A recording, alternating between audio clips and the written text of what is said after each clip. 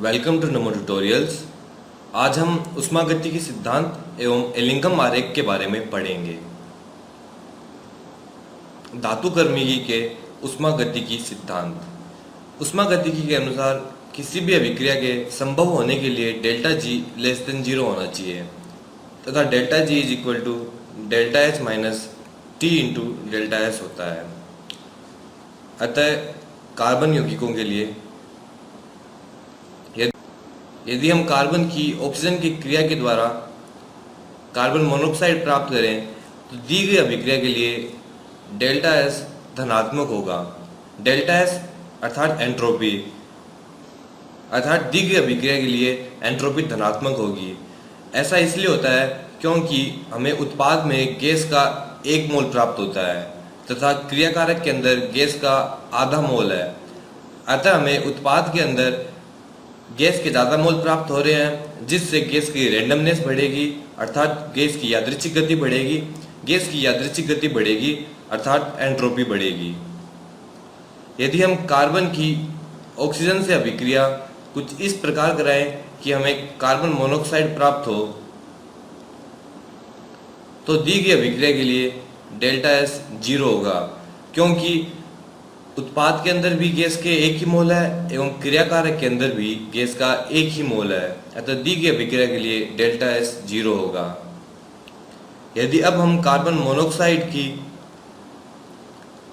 Oxygen से अभिक्रिया कराएं जिससे हमें कार्बन डाइऑक्साइड प्राप्त होता है तो दी गई अभिक्रिया के लिए डेल्टा एस नेगेटिव होगा, क्योंकि उत्पाद के अंदर गैस का 1 मोल है तथा क्रियाकारक में गैस का 3/2 मोल है।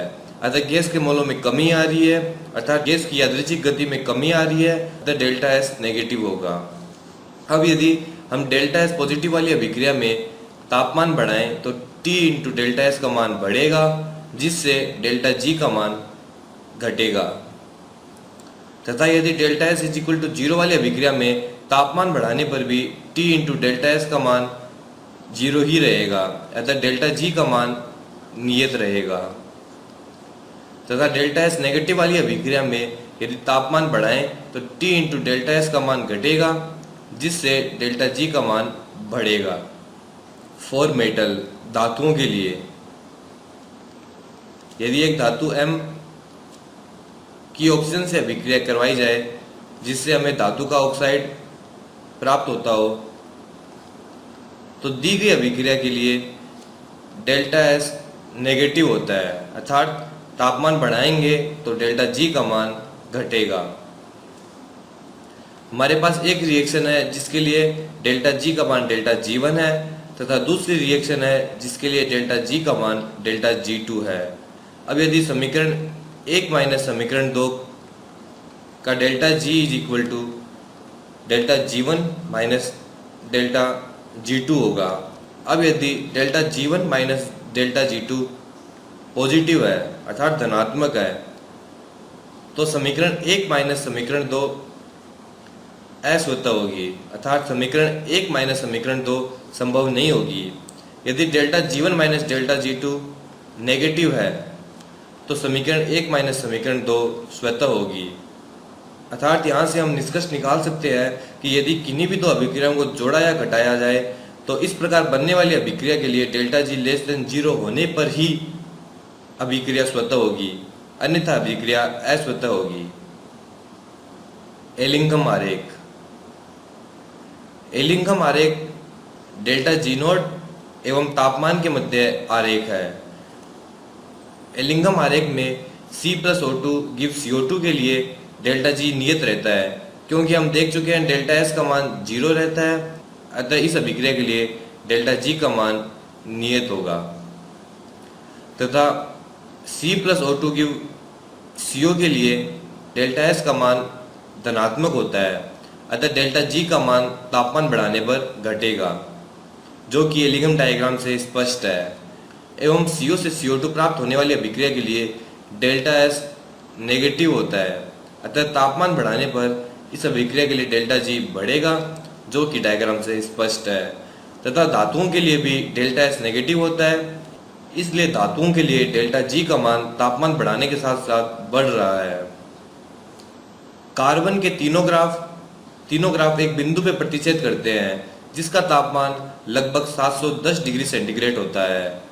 इस बिंदु के नीचे कार्बन डाइऑक्साइड अच्छा अपचायक होता है तथा इस बिंदु के ऊपर कार्बन अच्छा अपचायक होता है, क्योंकि यदि हम नीचे वाले धातु के ग्राफ के डेल्टा जी में से ऊपर वाले धातु के ग्राफ के डेल्टा जी को घटाएं तो हम देखते हैं कि हमें परिणामी डेल्टा जी नेगेटिव प्राप्त होता है।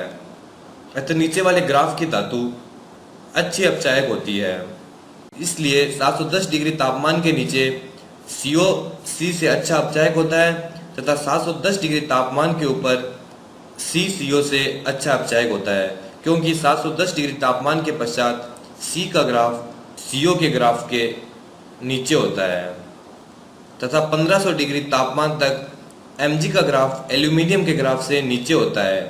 अतः हम Mg से एल्यूमिनियम के ऑक्साइड को प्रतिस्थापित कर सकते हैं, परंतु Mg से एल्यूमिनियम के ऑक्साइड को प्रतिस्थापित करना बहुत ही महंगा होता है, इसलिए Mg से एल्यूमिनियम को उसके ऑक्साइड से प्रतिस्थापित नहीं किया जाता है तथा 1500 डिग्री तापमान के पश्चात एल्यूमिनियम का ग्राफ Mg के ग्राफ से नीचे आ जाता है।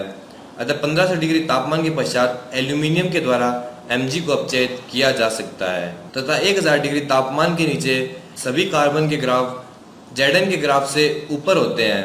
अतः 1000 डिग्री तापमान तक न तो कार्बन और न ही कार्बन मोनोऑक्साइड जिंक को उसके ऑक्साइड से प्रतिस्थापित कर सकते हैं, परंतु 1000 डिग्री के पश्चात कार्बन का ग्राफ जिंक के ग्राफ के नीचे आ जाता है। इसलिए 1000 डिग्री के पश्चात हम कार्बन के द्वारा जिंक को उसके ऑक्साइड से प्रतिस्थापित कर सकते हैं तथा जब धातु के ग्राफ के लिए डेल्टा जी का मान धनात्मक हो जाता है तो इस स्थिति में धातुओं के ऑक्साइड अस्थायी हो जाते हैं एवं वे स्वयं ही विघटित हो जाते हैं।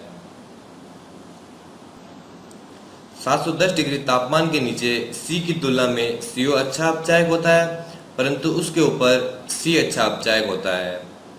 धातुओं के लिए सभी ग्राफ ऊपर की ओर होते हैं तथा ताप बढ़ाने पर धातु ऑक्साइड के निर्माण के लिए डेल्टा जी का मान कम ऋणात्मक हो जाता है।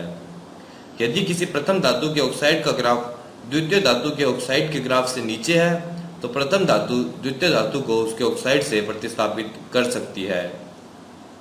अब एलिंगम आरेख की कमियां। एलिंगम आरेख केवल यह बताता है कि अभिक्रिया संभव है या नहीं है। एलिंगम आरेख अभिक्रिया की बल गतिकी के बारे में कुछ नहीं बताता है, अर्थात एलिंगम आरेख यह नहीं बताता है कि अभिक्रिया किस वेग से पूरी हो रही है, अभिक्रिया कितने समय में पूरी होगी।